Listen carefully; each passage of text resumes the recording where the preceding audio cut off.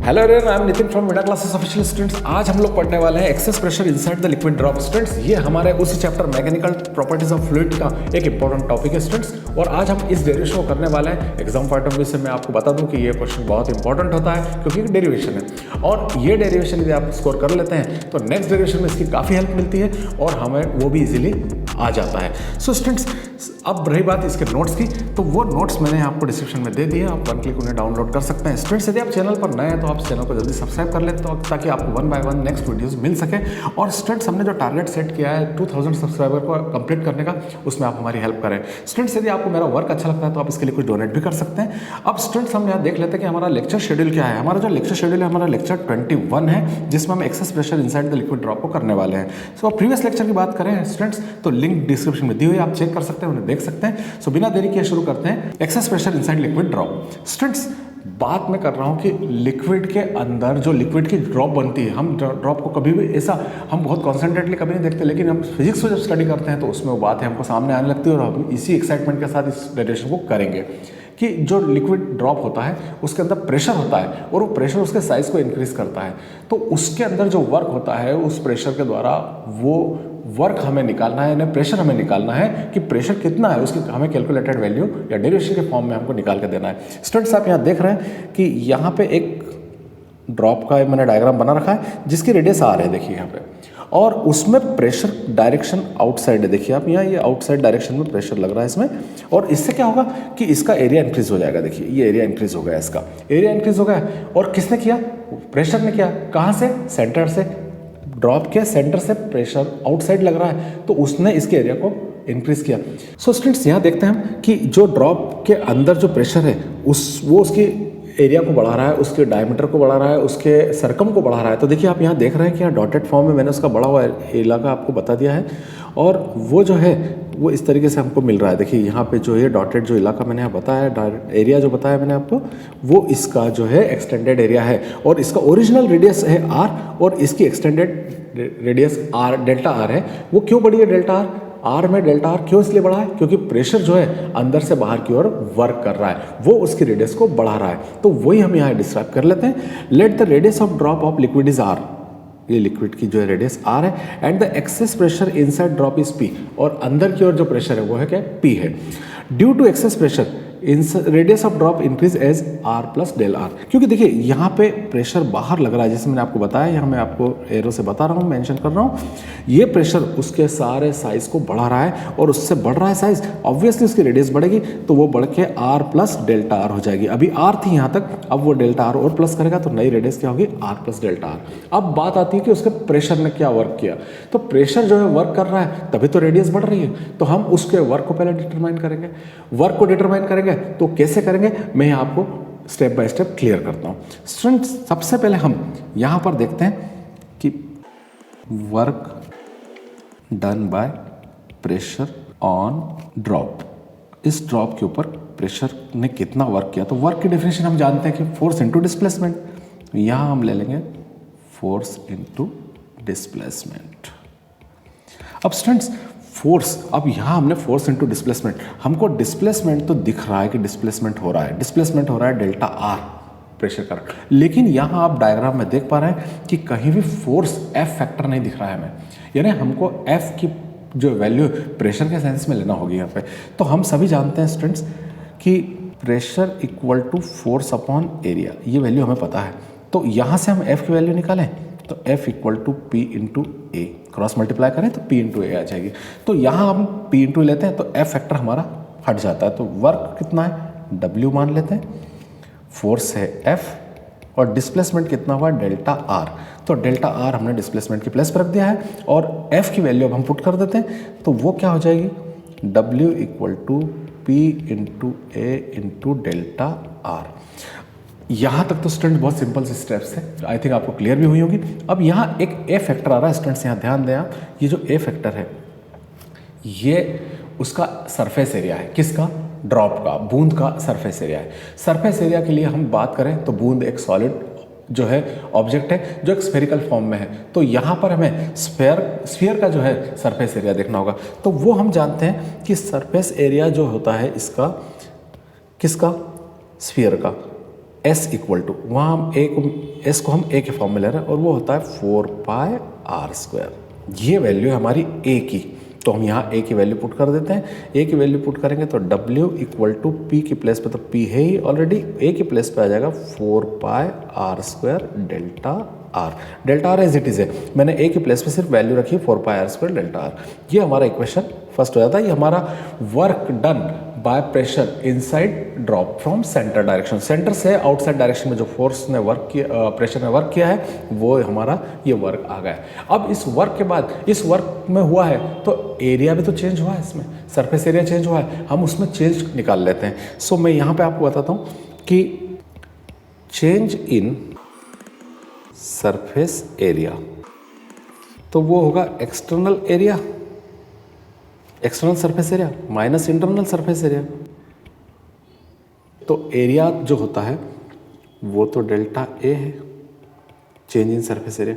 और external surface area की बात करें तो फार्मूला तो वही लगेगा 4πr²। तो आर की प्लेस पे हमारे पास r प्लस डेल्टा आर का होल स्क्वायर होगा, क्योंकि एक्सटेंडेड एरिया जो है r प्लस डेल्टा आर है, तो 4πr² माइनस 4πr²। ये कैसे, ये जो है ड्रॉप का एरिया है। सो स्टूडेंट्स, ये जो एरिया है ये तो ड्रॉप का एरिया है, सरफेस एरिया, और ये क्या है, ड्रॉप ने जो अपना साइज बढ़ाया था उसका एरिया है हमारे पास। तो 4πr plus delta are extended radius थी, और r² जो है, r जो है ओरिजिनल रेडियस थी। तो बढ़ी हुई एक जो एरिया में से हम छोटे एरिया को, स्मॉल को एरिया को माइनस करेंगे तो हमें एरिया में चेंज पता लग ही जाएगा।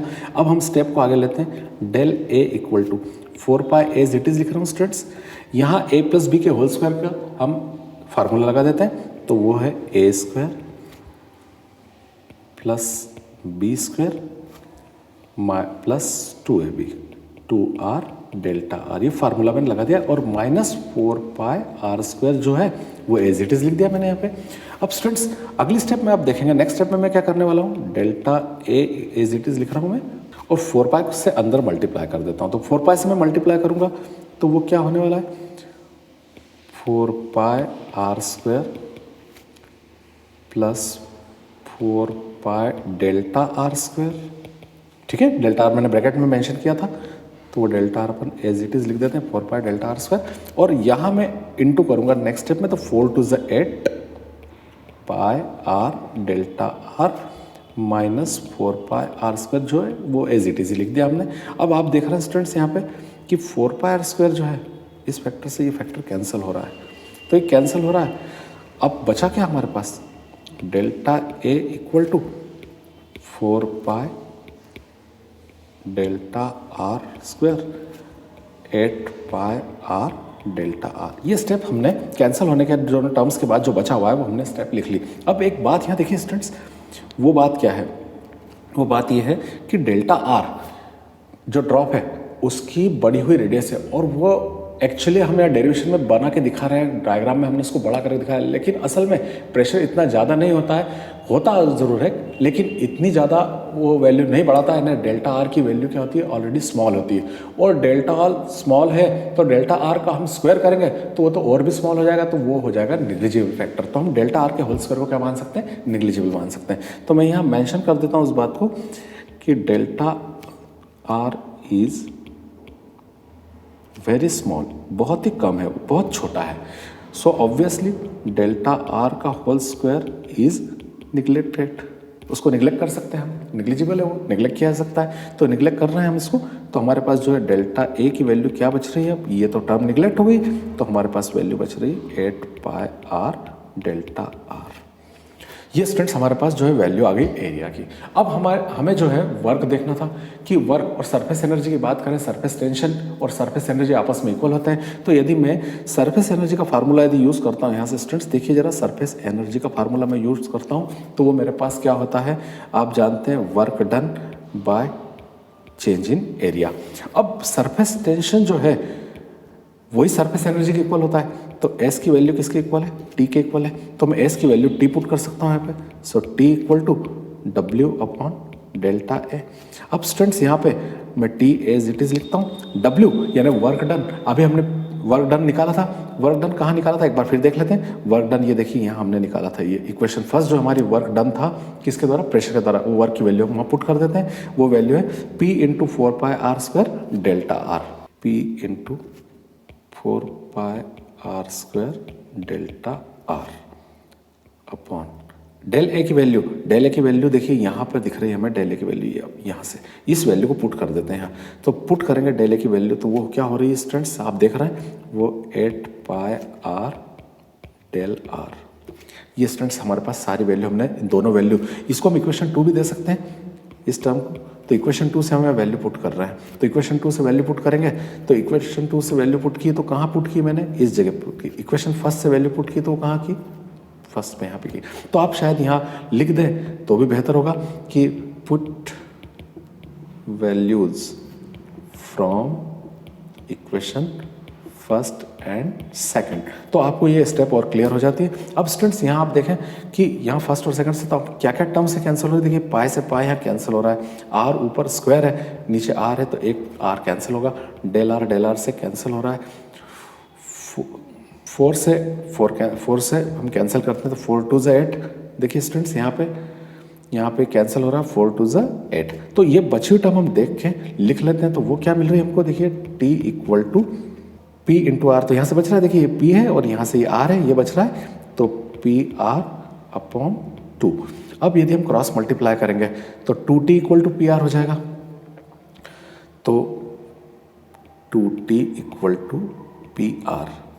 तो हमें तो एक्सिस प्रेशर की वैल्यू निकालना है, ये तो जो है P यहाँ पे हमको मिल रहा है, कहाँ मिल रहा है, इस P की वैल्यू में निकालना है। तो ये वैल्यू हम निकालते हैं यदि, तो ये वैल्यू क्या मिल रही है हमें, P equal to 2T upon R। तो स्टूडेंट्स ये जो है वो एक्सिस प्रेशर की वैल्यू है जो ड्रॉप के इनसाइड में उसके शेप और साइज को बढ़ा रही है, और वही वैल्यू हमें कैलकुलेट करना थी। तो ये जो है हमारा मेन डेरिवेशन हो गया स्टूडेंट्स, और इस तरीके से ये हम पूरा इसको कर सकते हैं। ये हमारा डेरिवेशन हो गया और बहुत ही सिंपल था। आई थिंक आपको मैंने स्टेप बाय स्टेप सारी चीज़ें समझा दी यहाँ पे विद डेरिवेशन, बेसिक डिफरेंस भी बता दिया है किस तरीके से डेरिवेशन के लिए लैंग्वेज के साथ करना है। एक बात स्टूडेंट्स जरूर ध्यान रखें कि जब आप डेरिवेशन करते हैं तो सबसे पहले कॉन्सेंट्रेट करें उसके डायग्राम पे, क्योंकि डायग्राम उसकी पहली चीज़ है जो हमें सारे कंसेप्ट क्लियर करवाती है। उसमें देखेंगे किस तरीके से काम हो रहा है, फिर जो आपके ब्रेन में आ रहा है और साथ में आप पढ़ रहे हैं कि इसमें रेडियस आर थी, फिर उसमें प्रेशर लगा P, उसकी डायरेक्शन आउटवर्ड है, उससे डेल्टा आर उसका जो है रेडियस में एक्सटेंशन हुआ, ये सारी बातें डिस्क्राइब करें।